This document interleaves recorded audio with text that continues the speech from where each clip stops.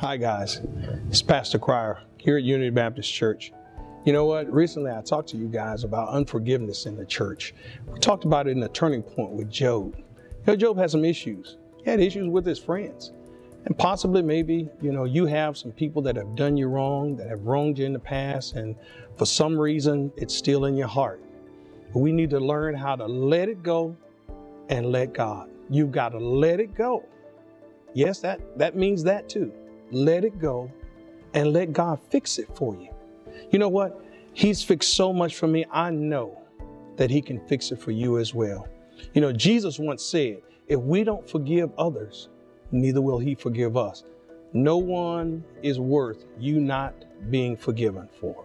So if I were you, I would take Jesus at his word. I would let go and let God handle it.